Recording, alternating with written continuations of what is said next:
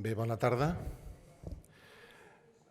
Benvolgudes companyes, benvolguts companys, amigues i amics, il·lustres autoritats. Gràcies per ser-hi en un dia tan important per nosaltres. 100 anys no els fa tothom, ni es fan cada dia. Heu pogut sentir fins ara què ha estat Metges de Catalunya al llarg d'aquests 100 anys. Per altra banda, també heu pogut sentir unes reflexions sobre cap a on s'hauria d'encaminar el sindicalisme al segle XXI. Però què representa Metges de Catalunya en el context actual sociopolític? Metges de Catalunya té rellevància en dos àmbits que em semblen no menors. En primer lloc, el sistema de salut a Catalunya. A hores d'ara, el sistema de salut català no es concebria sense la participació de Metges de Catalunya com un interlocutor fonamental de les facultatives i facultatius d'aquest país, no només metgesses, sinó també odontòlogues, psicòlogues, farmacèutiques, radiofísiques, etc. En aquest sentit, comparteix protagonisme amb els col·legis de Metges de Catalunya. En segon lloc, l'altre àmbit és la societat civil catalana. Metges de Catalunya, per la seva tradició centenària i el seu posicionament indubtable en la defensa dels nostres valors socials, culturals i democràtics, hem estat sovint reconeguts. El darrer reconeixement, renovant el nostre compromís social, ha estat en haver estat convidats per formar part del grup promotor d'un nou congrés de cultura catalana. Si bé és cert que encara ens manca un reconeixement institucional explícit, la Creu de Sant Jordi ho encarnaria, oi, conseller? No és menys cert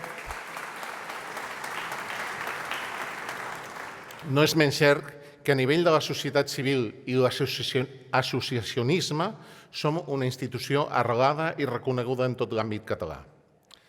Per altra banda, tenim una penetrància en el nostre col·lectiu molt rellevant. Quasi el 50% d'alts i les facultatives en exercici estan afiliades a Metges de Catalunya. Per altra banda, el 98% de les facultatives que estan afiliades a un sindicat ho estan a Metges de Catalunya. Per tot això, crec que queda clar què és Metges de Catalunya i quina importància té en l'entorn social i professional sanitari català. Però crec que cal tenir en compte en quin context, tant pel que fa al sistema sanitari com el de la professió mèdica, ens trobem immersos. El sistema sanitari està en una situació molt delicada, però també penso que la professió mèdica, en el més ampli sentit de la paraula, està en risc, almenys a casa nostra. Parlem-ne d'aquests dos temes. Pel que fa al sistema sanitari, crec que coincidim totes i tots que és un sistema amb un disseny controvertit des dels seus inicis, amb col·laboració público-privada, clàssicament infrafinançat, bàsicament sostenible durant tots aquests anys a expenses de la precarització pel que fa a les condicions laborals i retributives de les i els seus professionals, dràsticament retallat durant la dècada de 2010-2020, trasbalsat per la pandèmia de la Covid-19 i amb una crisi de professionals mèdics mai vista i global que impacta especialment a casa nostra per les condicions poc atractives de l'ocupació mèdica a Catalunya i a Espanya. En aquestes circumstàncies, cal amb urgència, però amb seny, reorganitzar i redissenyar el sistema sanitari català.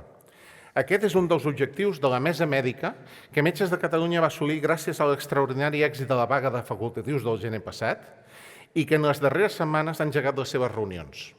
Entenem, i és el nostre principal objectiu, que aquesta mesa pot i ha d'assentar les bases perquè la ciutadania rebi una millor assistència sanitària tenint unes facultatives i facultatius ben considerats i ben tractats laboralment i retributiva.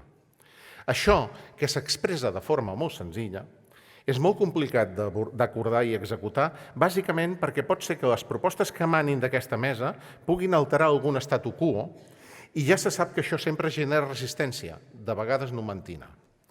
Per altra banda, la profunditat dels canvis a generar topen sovint amb les urgències que expressen les i els companys. Hi ha molta feina a combinar tots aquests elements de forma que es generi un equilibri suficient per poder donar resposta a totes les necessitats i urgències del sistema apropiadament. Ja avanço, senyor conseller, que per nosaltres no quedarà. Només espero que la resta d'actors d'aquest entorn, col·legis de metges i departament, mantinguin aquest mateix esperit. Pel que fa al futur de la professió, si el punt anterior neguiteja, aquest preocupa i molt. Estem en una societat que valora la nostra tasca dins una tasca cada cop més d'equip. La figura del metge ha passat de ser la cúspide de la piràmide del sistema sanitari a ser un actor més de l'atenció sanitària, molt important però no en exclusiva. I això no és ni bo ni dolent, és diferent. Ens trobem en una societat molt més complexa que la de fa 50 anys. Tot i això, la figura de i el professional mèdic dins del sistema sanitari té unes peculiaritats que fa que el seu paper dins aquest sistema més complex estigui qüestionat, sobretot internament. Vegem per quins motius. Per una banda, és el professional sanitari al que se li exigeix una preparació més intensa i llarga que no se li exigeix a cap altra professió sanitària. Repeteixo, a cap. Per altra banda, tenim que aquests professionals, des del punt de vista social, laboral i sobretot judicial, són els màxims responsables a títol individual de la salut de les persones. I és en aquest context en el que el sistema sanitari els diu que no, que són un més, i que aquest paper de màxim responsable només el té de cara a les repercussions legals negatives i no pas de cara al reconeixement laboral i social. Finalment, tenim unes administracions que, per volum de professionals implicats, per cost econòmic i sobretot per la dificultat de cobrir llocs de metgessa, en els darrers anys estan concedint a la resta d'actors del sistema un protagonisme que les i els metges majoritàriament veiem com una amenaça. Tot això fa que actualment la professió mèdica a Catalunya es trobi molt qüestionada. Si a aquest fet li afegim la crisi demogràfica, la precarització i les dolentes condicions laborals i retributives, en comparació amb el nostre entorn, la situació resulta molt crítica. Per tot el que han repassat els darrers minuts, crec sincerament que el sistema sanitari i dins ell la professió mèdica es troba en una cruïlla. Tot i això, la medicina segueix sent una disciplina del coneixement humà extraordinària.